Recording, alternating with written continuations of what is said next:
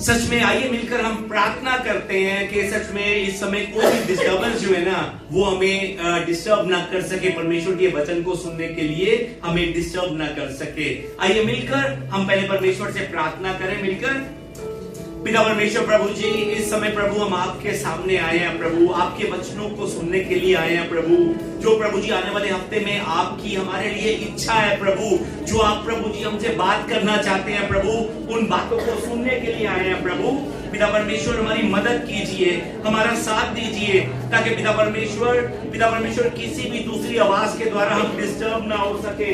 प्रभु हमारी मदद कीजिए प्रभु, ताकि पिता परमेश्वर कोई भी रुकावट जो है वो पिता परमेश्वर हमें पिता परमेश्वर आपके वचन सुनने से परेशान ना कर सके। पिता परमेश्वर हमारा साथ दीजिए प्रभु, हर एक रुकावट को प्रभु यीशु मसीह इस समय आप हमसे दूर कीजिए प्रभु, ताकि आपका वचन हमारे कानों तक पहुंच सके और हमारे कानों में पहुंचकर हमारे मन में जगह बनाकर हमारे जीवन में कार्य कर सके। प्रभु हमारा ध्यान दूसरी तरफ को नहीं, समय अपनी ओर लेकर आइए। ये सब प्रार्थना मैं हमारे जीवित प्रभु यीशु मसीह के नाम से करता हूँ, आमेन। Hallelujah, hallelujah.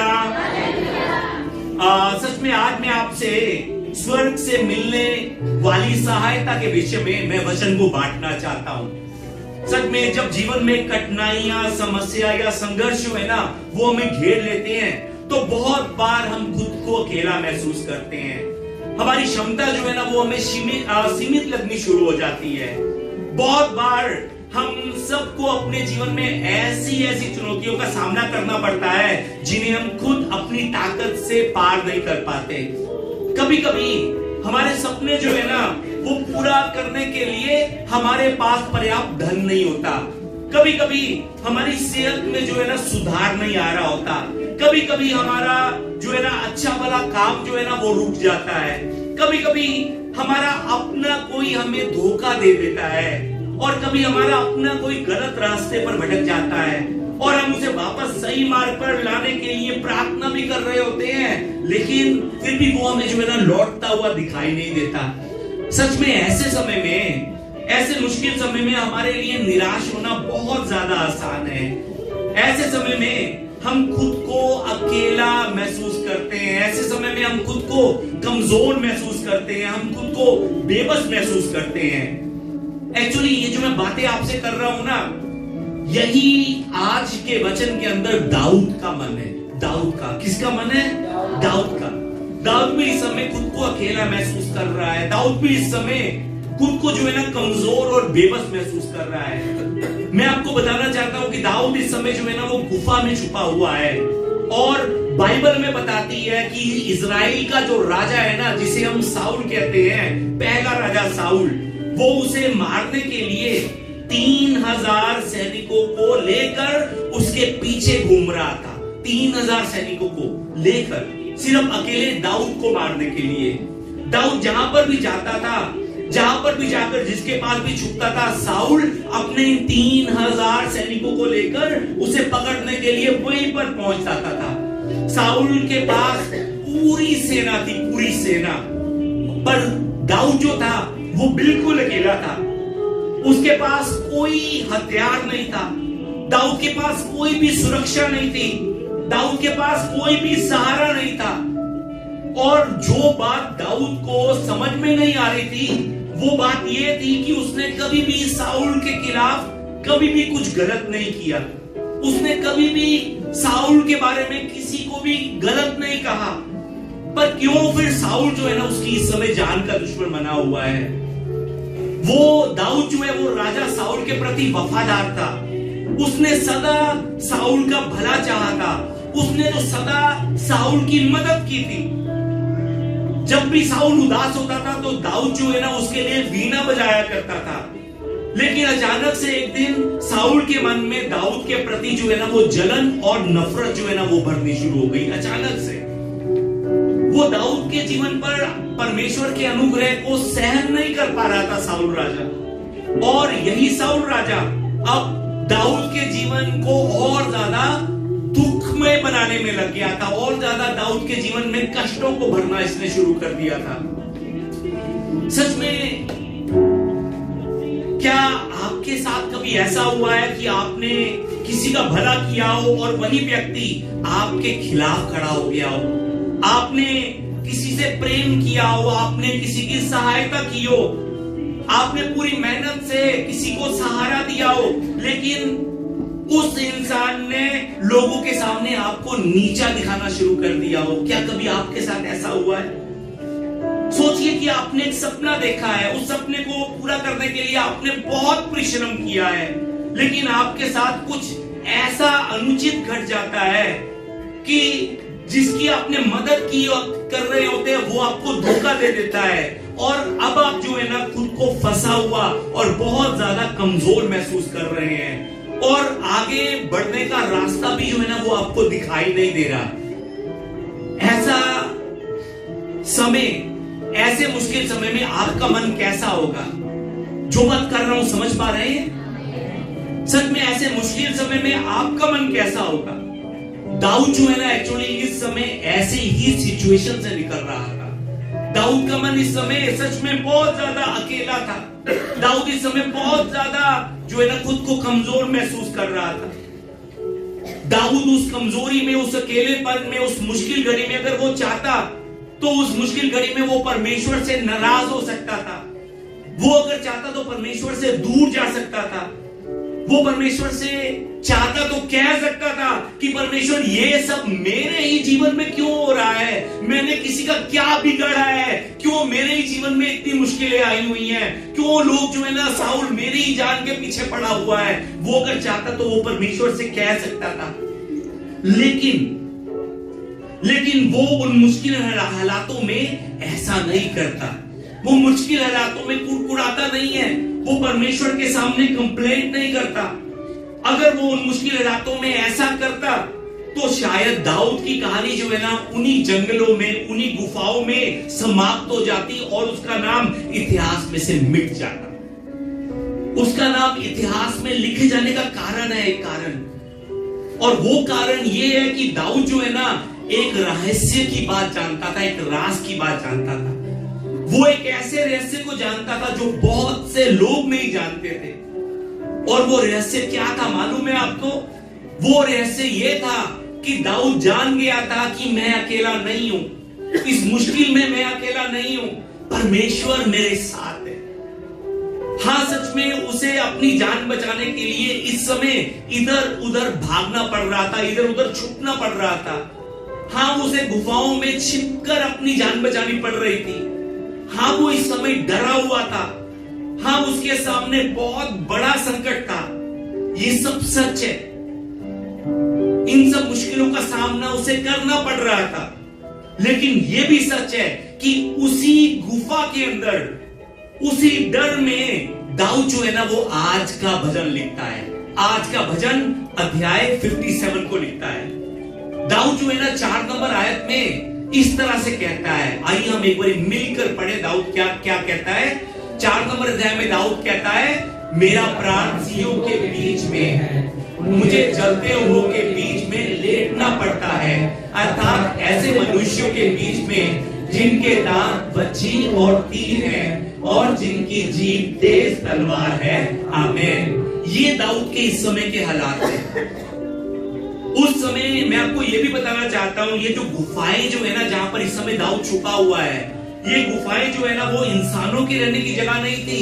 ये गुफाएं उस समय में जानवरों की रहने की जगह थी।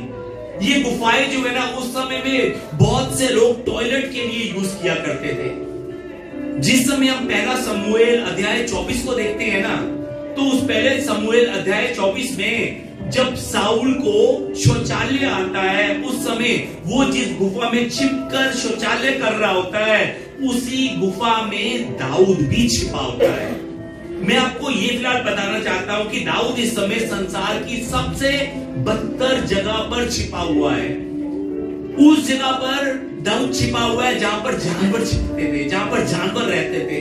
दाऊद इस समय उस जगह पर छिपा हुआ है जहां पर लोग जो है ना वो अपना गंद निकालते थे। दाऊद इस समय जहां पर छिपा है ना, वो जगह गंदगी के कारण बदबू से भरी हुई जगह होगी। इस समय दाऊद उस जगह पर अपनी जान को बचाने के लिए छिपा हुआ है। दाऊद इस समय कुछ नहीं कर सकता, सच में कुछ भी नहीं कर सकता। उन मुश्किल हालातों में कोई भी उसे सहारा देने वाला नहीं है। वो अपने पिता के पास गया, अपने परिवार के लोगों के पास गया, तो साउल जो है ना उसके परिवार के लोगों को मारने के लिए तैयार हो गया। उसका पिता भी उसको सहारा देने को तैयार नहीं है, उसके दोस्त भी उसे सहारा देने को तैयार नहीं है, उसके भाई भी उसको सहारा देने के लिए तैयार नहीं है। उस मुश्किल घड़ी के अंदर दाऊद जो है ना जो कर सकता था वो सिर्फ एक था, एक, और वो थी प्रार्थना। शायद रोते हुए प्रार्थना उस समय दाऊद ने की थी, रोते हुए आंसू के साथ दाऊद ने उस समय परमेश्वर के सामने प्रार्थना की थी। सच में जिस समय हम 1 नंबर और 2 नंबर आयत को पढ़ते हैं ना, हम जान सकते हैं कि दाऊद कितना रो रो कर प्रार्थना कर रहा होगा। दाऊद की प्रार्थना क्या थी? हे परमेश्वर मुझ पर अनुग्रह कर, मुझ पर अनुग्रह कर परमेश्वर, क्योंकि मैं तेरा शरणगत हूं। जब तक ये आपत्तियां निकल ना जाए तब तक मैं तेरे पंखों की तरह शरण लिए रहूंगा। मैं परम प्रधान परमेश्वर को पुकारूंगा, परमेश्वर को जो मेरे लिए सब कुछ सिद्ध करता है। परमेश्वर स्वर्ग से भेजकर मुझे बचा लेगा जब तक मेरा निगलने वाला निंदा कर रहा हो। परमेश्वर अपनी करुणा और सच्चाई प्रकट करेगा। सच में दाऊद ना शायद रो रो कर ये प्रार्थना कर रहा होगा, रो रो कर। सच में इस प्रार्थना में दाऊद के आंसू देख सकता हूं मैं। इसी प्रार्थना को अगर मैं आसान शब्दों में बताऊं तो दाऊद जो है ना इस समय परमेश्वर से ये कह रहा है कि परमेश्वर सच में मैं इस समय टूट चुका हूं, हर तरफ से मुझ पर हमला हो रहा है, मुझे समझ में नहीं आ रहा कि मेरा आगे क्या होगा, मुझे समझ में नहीं आ रहा कि कौन मुझे सहारा देगा। प्रभु सच में अब तू ही मेरी आशा है। मैं मेरे परमेश्वर मेरे शरणगत के पंखों तले शरण लिए रहूंगा। मैं मेरे परम प्रधान की दुहाई देता हूं, क्योंकि मैं जानता हूं कि तू मेरे साथ है और तू ही स्वर्ग से मेरे लिए सहायता भेजेगा और तू ही मुझे मेरे शत्रुओं से छुड़ाएगा। ये दाऊद की प्रार्थना थी उस समय। ये दाऊद प्रार्थना कर रहा था उस समय। दाऊद जो है ना प्रार्थना करते करते ये अच्छी तरह से जान गया था कि ये जंग दाऊद अकेला नहीं लड़ रहा है। इन मुश्किलों में दाऊद अकेला नहीं लड़ रहा है। वो ये जान गया था कि इन मुश्किलों में भी परमेश्वर उसके साथ में है, और वो ये भी जान गया था कि स्वर्ग से उसके लिए सहायता आने वाली है। हालेलुया। ये उसके जीवन में जीत का रहस्य था कि वो जान गया था कि स्वर्ग से उसके लिए सहायता आने वाली है। उसने गोलियत से लड़ते समय भी इस बात का अनुभव किया था। गोलियत से लड़ते समय भी अगर इंसान की नजरों से देखा जाए तो सभी परिस्थितियां जो थी ना वो दाऊद के खिलाफ थी। गोलियत जो था वो ताकतवर योद्धा था, पर दाऊद जो था वो 14-15 साल का एक जवान बच्चा था। गोलियत जो था वो देखते था वो बहुत बड़ा था, वो बहुत हट्टा कट्टा था, पर दाऊद जो था एक कमजोर बच्चा था। लेकिन दाऊद जो है ना वो उस जंग में भी जानता था कि वो अकेला नहीं है, परमेश्वर उसके साथ है, और वो ये भी जानता था कि स्वर्ग से उसकी सहायता आने वाली है।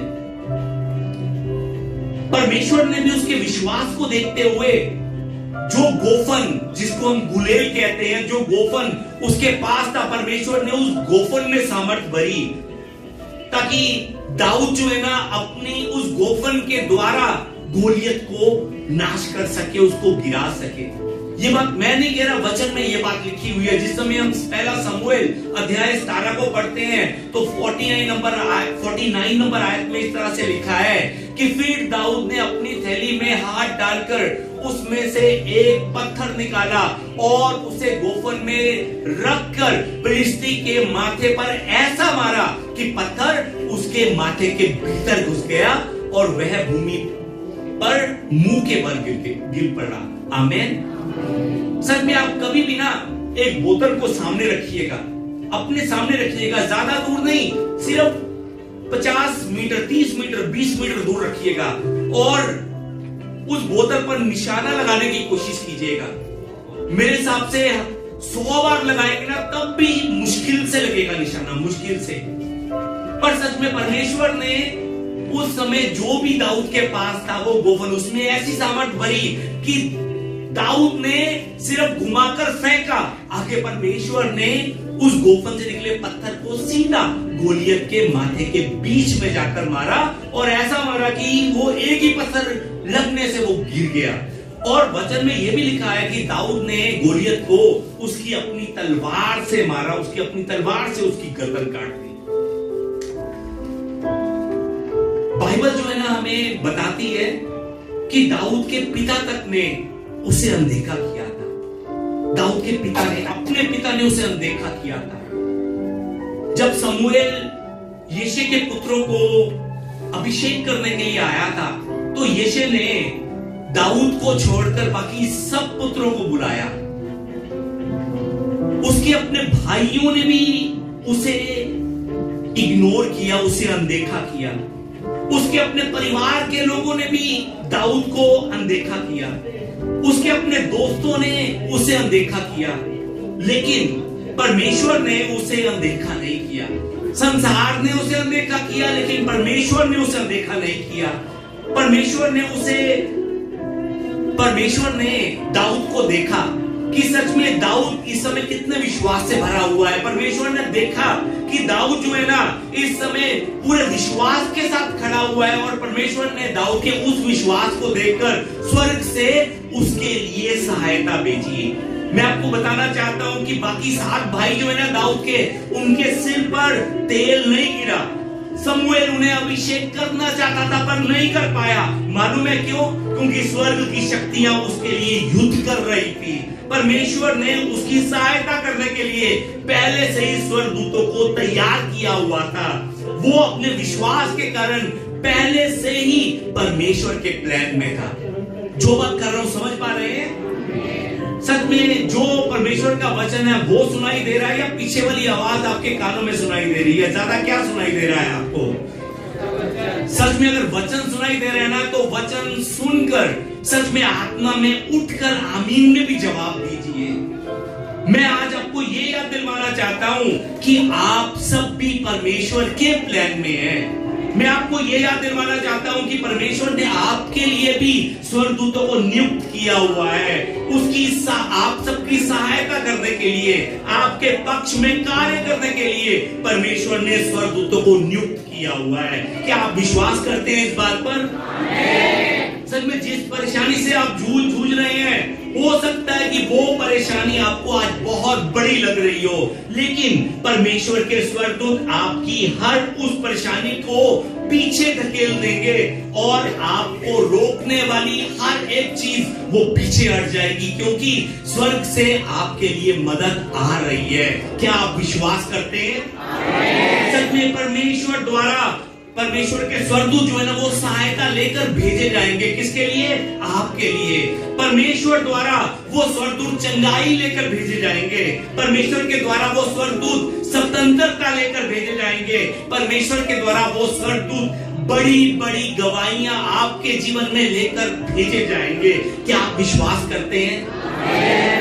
सच में जब आपको लगता है ना, जब आपको लगता है कि हाँ अब मेरा कुछ नहीं हो पाएगा, अब सब कुछ खत्म होता लग रहा है, सब दरवाजे जो है ना वो मुझे बंद दिखाई दे रहे हैं, जब आपके हाथ खड़े हो जाए तब आप अपनी आंखों को स्वर्ग की ओर लगाकर देखिएगा। तब आपको मालूम पड़ेगा कि स्वर्ग से आपके लिए सहायता आ रही है।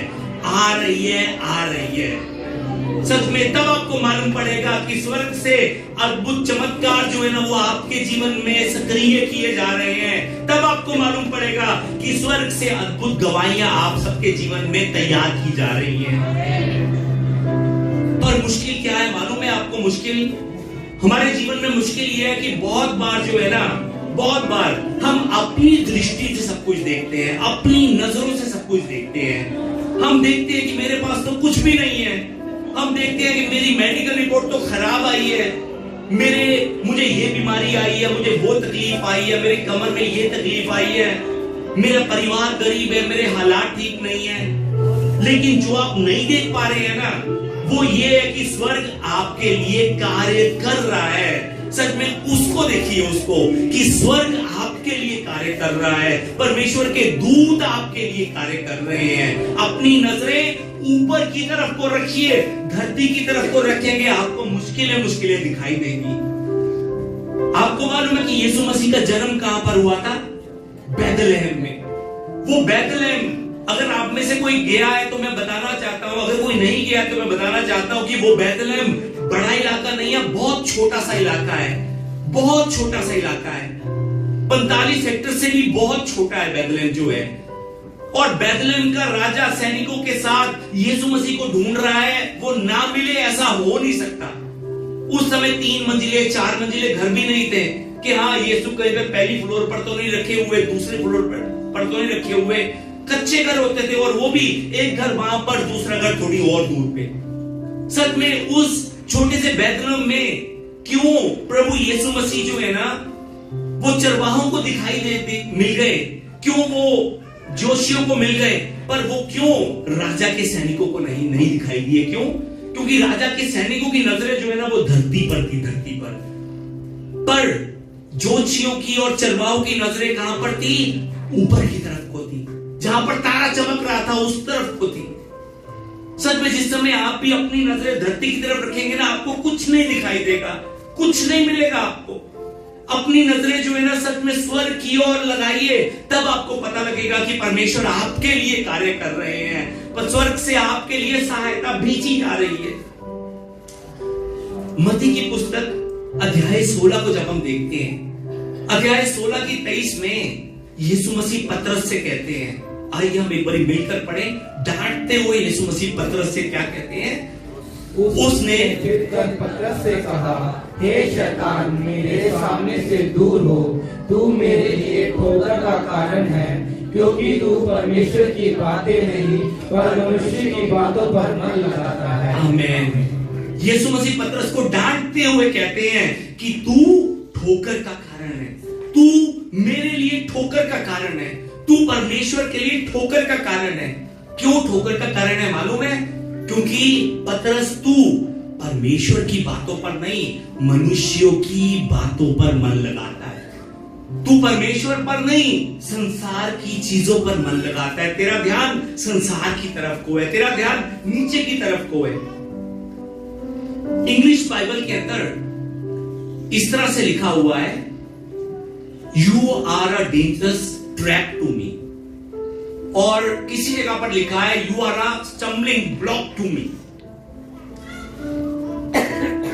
डेंजरस ट्रैप, डेंजरस का मतलब होता है खतरनाक। इस डेंजरस शब्द को हिंदी में ट्रांसलेट किया गया है ठोकर का कारण।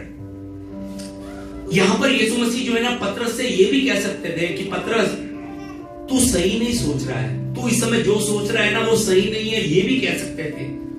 या फिर यीशु मसीह पतरस से ये भी कह सकते थे कि पतरस जो तू इस समय बातें कर रहे हैं ना वो बुद्धिमानता की बातें नहीं है, वो समझदारी की बातें नहीं है।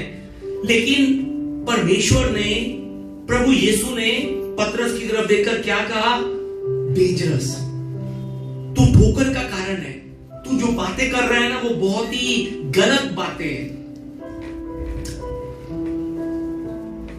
आप भी यदि सिचुएशन को अपनी दृष्टिकोण से देखते हैं ना, अपने हालातों को यदि अपने नजरों से देखते हैं, तो हो सकता है कि आप हार मान सकते हैं। आप अपने आज को देखकर ये सोच सकते हैं कि अब मैं कभी भी ठीक नहीं हो पाऊंगा। ये शराब की लत जो है ना वो बहुत ज्यादा शक्तिशाली है, मैं इसे कभी भी छोड़ नहीं पाऊंगा। मेरे माता पिता गरीब हैं, मैं ज्यादा पढ़ नहीं पाऊंगा। मेरे पास कुछ नहीं है, मैं कभी भी ऊंचा नहीं उठ पाऊंगा, मैं कभी भी बड़ा अफसर नहीं बन पाऊंगा, मैं मेरी बीमारी से कभी भी चंगा नहीं हो पाऊंगा, मेरा काम जो है शायद फिर से नहीं चल पाएगा, मेरी दुकान जो है शायद अब नहीं चल पाएगी। अगर आप में से कोई ऐसी सोच रखता है ना, तो आप परमेश्वर की बातों पर नहीं, मनुष्यों की बातों पर मन लगा रहे हैं। याद रखिए इस बात को। समझ रहे हैं जो बात आपसे कर रहा हूं? परमेश्वर आपसे कहते हैं कि आप हार की बातें करना बंद कीजिए। परमेश्वर आपसे कहते हैं कि अपनी नजरें आप स्वर्ग की ओर लगाइए, स्वर्ग की ओर। क्यों? क्योंकि स्वर्ग से आपकी सहायता आने वाली है।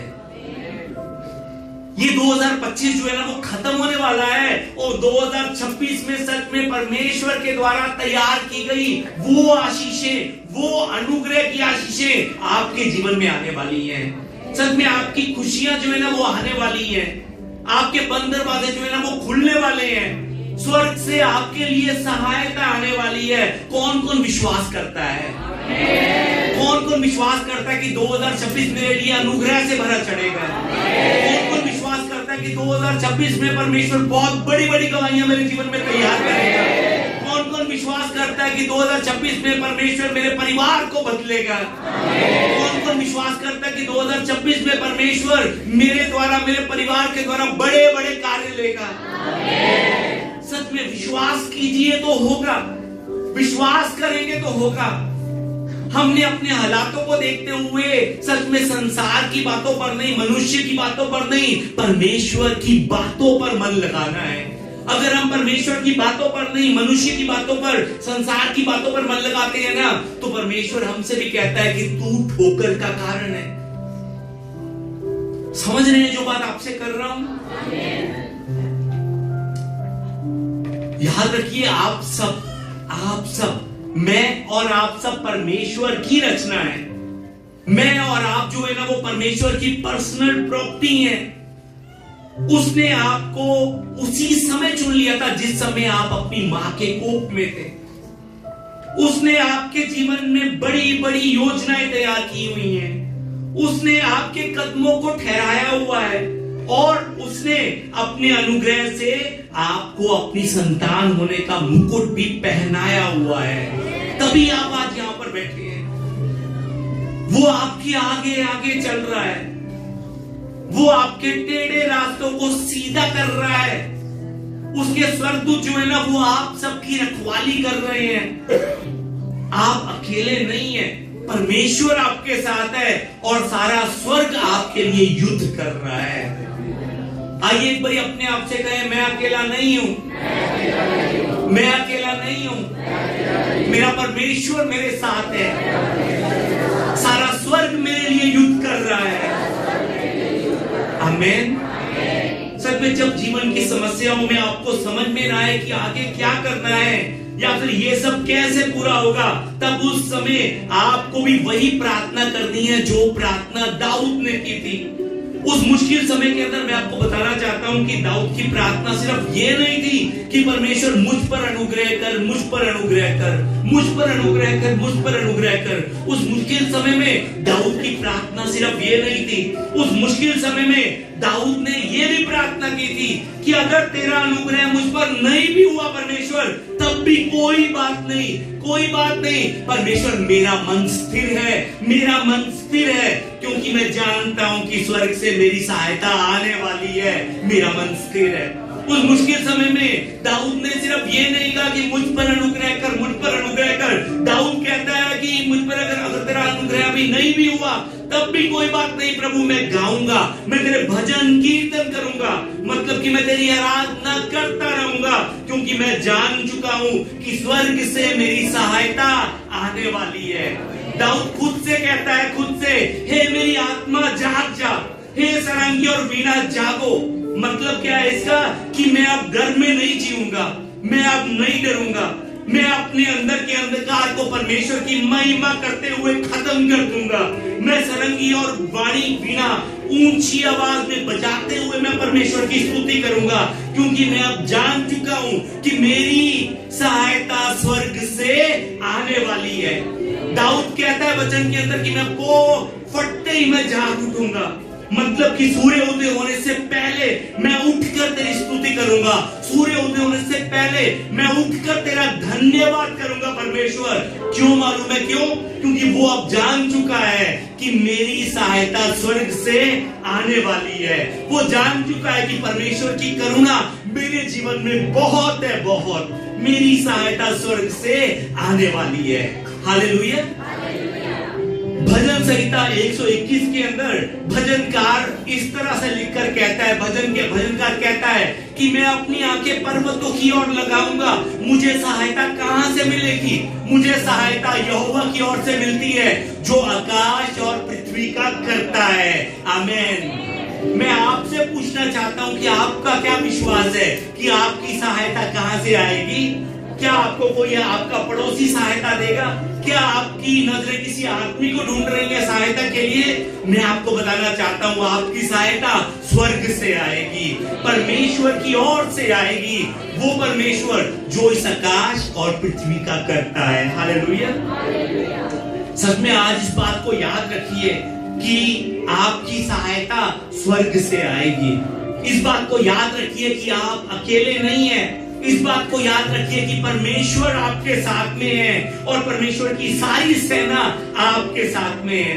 ये सारा स्वर्ग आपके लिए कार्य कर रहा है, आपके लिए। यहोशू को परमेश्वर ने एक वादा किया था। मैं आपको बताना चाहता हूं वही वादा परमेश्वर आप सबसे भी करता है। आइए मिलकर हम उस वादे को पढ़े। परमेश्वर आप सबसे कहता है, यहाँ बांध कर दृढ़ हो जा, भय न खा और तेरा मन कच्चा ना हो। क्यों? क्योंकि जहां जहां तू जाएगा वहां वहां तेरा परमेश्वर यहोवा तेरे संग रहेगा। आमीन। परमेश्वर ने यह नहीं कहा कि तू अगर इस जगह पर होगा, तू यदि घर में होगा। परमेश्वर ने कहा जहां जहां तेरे कदम जाएंगे, जहां जहां तू जाएगा वहां पर मैं तेरे संग रहूंगा। ये परमेश्वर का वादा है आपके लिए। सच में आज वचन को समाप्त करते हुए मैं आपको ये याद दिलाना चाहता हूं कि आप सब परमेश्वर की पर्सनल प्रॉपर्टी है। परमेश्वर चाहते हैं कि आप अपनी कठिनाइयों पर विजय पाएं। परमेश्वर चाहते हैं कि आप शांति का अनुभव करें। परमेश्वर चाहते हैं कि आप अपने लक्ष्य तक पहुंचे। परमेश्वर आपके लिए रास्ता बनाते आए थे, रास्ता बनाते आए हैं और रास्ता बनाते रहेंगे। आप अकेले नहीं हैं। जीवन की मुश्किलों में आप अकेले नहीं हैं। परमेश्वर हर पल आपके साथ है। जहां जहां आप जाएंगे परमेश्वर आपके साथ वहां जाएगा। ये परमेश्वर का वादा है। इसलिए डरिए मत। इसलिए मुश्किल समय में शिकायतें मत कीजिए।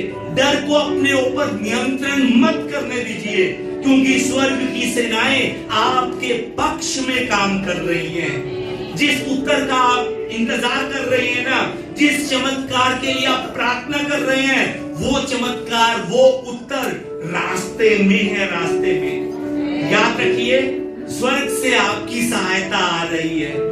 आइए एक बार मेरे पीछे बोले, स्वर्ग से मेरी सहायता आ रही है। स्वर्ग से मेरी सहायता आ रही है। मैं अकेला नहीं हूँ। स्वर्ग से मेरी सहायता आ रही है। आमीन। आइए हम अपनी आंखों को बंद कर एक बार मेरे पीछे प्रार्थना करें। आइए मेरे पीछे पीछे बोले, आज मैं विश्वास के साथ ये घोषणा करता हूं कि मेरी सहायता स्वर्ग से आती है। मेरा मन विश्वास करता है कि मैं अकेला नहीं हूं, परमेश्वर मेरे साथ है। मेरा मन स्थिर है। मेरा मन स्थिर है, क्योंकि मैं जान गया हूं स्वर्ग से मेरी सहायता आने वाली है। मैं गाऊंगा, मैं नाचता हुआ गाऊंगा, मैं भजन कीर्तन करूंगा, मैं आराधना और मन से करूंगा, क्योंकि मैं जान गया हूं कि मेरी सहायता परमेश्वर से आने वाली है। मेरी आत्मा उच्चा, अब और मत सो। उठकर परमेश्वर का धन्यवाद कर, उठकर परमेश्वर की स्तुति कर और जान जा कि तेरी सहायता स्वर्ग से आने वाली है। मैं अब से नहीं डरूंगा। मैं अपने अंदर के डर को आज छोड़ दूंगा, क्योंकि मैं जान चुका हूं कि मेरी सहायता स्वर्ग से आने वाली है। प्रभु तेरा धन्यवाद मुझे बताने के लिए, मुझे विश्वास में फिर से उठाने के लिए। ये सब प्रार्थना मैं हमारे जीवित प्रभु यीशु मसीह के नाम से करता हूं। आमीन, आमीन, आमीन। नर्तन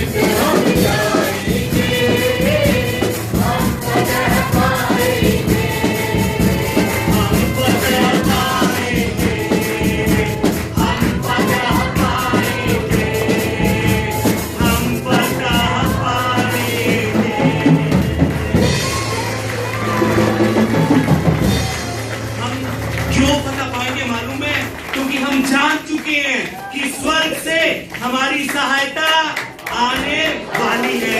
आमीन।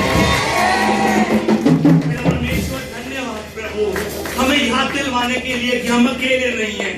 धन्यवाद प्रभु, हमें याद दिलवाने के लिए कि हमें डरने की कोई जरूरत नहीं है। प्रभु धन्यवाद, हमें फिर से बताने के लिए कि मेरी सहायता स्वर्ग से आने वाली है। प्रभु मदद कीजिए पिता परमेश्वर, आगे से जब जब डर लगे तब तक मैं अपना ध्यान सच में संसार पर नहीं, मुश्किलों पर नहीं, बल्कि अपना ध्यान मैं स्वर्ग की ओर लगा सकूं, ताकि मैं जान सकूं कि प्रभु मेरी सहायता स्वर्ग से आ रही है। प्रभु मेरी मदद कीजिए, मेरा प्रभु जी साथ दीजिए, ताकि पिता परमेश्वर मैं संसार की बातों पर ध्यान न लगा सकूं, मैं प्रभु आपके वचनों पर ध्यान लगा सकूं। प्रभु हाथ से मैं अपनी आंखें पर्वतों की ओर लगाऊंगा, मुझे सहायता कहां से मिलेगी। प्रभु जी अगर कोई मुझसे ऐसा सवाल करे तो मैं उसे कह सकूं कि मेरी सहायता प्रभु यीशु की ओर से मिलती है, मेरी सहायता परमेश्वर की ओर से आती है, मेरी सहायता स्वर्ग की ओर से आती है, मेरी सहायता उसकी ओर से आती है जो आकाश और पृथ्वी का करता है। पिता परमेश्वर मदद कीजिए विश्वास में और बढ़कर, आनंद में बढ़कर, उत्साह में बढ़कर, स्वर्ग की ओर अपनी नजर टिकाता हुआ 2026 में कदम रख सकूं, ताकि 2026 प्रभु जी हर एक महीना मैं नई नई गवाहियों को आपके अनुग्रह से अपने जीवन में तैयार कर सकूं। प्रभु पिता परमेश्वर एक बार फिर से आज के इस दिन के लिए धन्यवाद, इस समय के लिए धन्यवाद। हमें आपने फिर से बुलाकर हमें पिता परमेश्वर हम मुर्दों में आपने जान डाली, आपका धन्यवाद। ये सब प्रार्थना में धन्यवाद के साथ हमारे जीवित प्रभु यीशु मसीह के नाम से करता हूँ, आमीन। आइए मिलकर इस समय हमारे प्रभु यीशु के द्वारा सिखाई गई प्रार्थना कर आज की सभा को समाप्त करें। आइए मिलकर प्रार्थना करें। हे हमारे पिता, आप जो स्वर्ग में हैं, आपका नाम पवित्र माना जाए, आपका राज्य आए, आपकी इच्छा जैसे स्वर्ग में पूरी होती है वैसे पृथ्वी पर भी हो। हमारे दिन भर की रोटी आज हमें दीजिए, और जिस प्रकार हमने अपने अपराधियों को क्षमा किया है वैसे ही आप भी हमारे अपराधों को क्षमा कीजिए। आप हमें परीक्षा में मत डालिए, परंतु बुराई से हमें बचा लीजिए, क्योंकि राज्य और पराक्रम और महिमा सदा आपके ही हैं, आमीन। हमारे परमेश्वर का प्रेम, प्रभु यीशु मसीह का अनुग्रह और पवित्र आत्मा की सहभागिता आज भी परमेश्वर के भवन में आकर परमेश्वर की आराधना करने वाले और ऑनलाइन के माध्यम के द्वारा जुड़कर परमेश्वर की महिमा करने वाले परमेश्वर के हर एक प्यारे के जीवन में परमेश्वर की शांति, परमेश्वर का आनंद अब से लेकर सदा तक बना रहे, आमीन।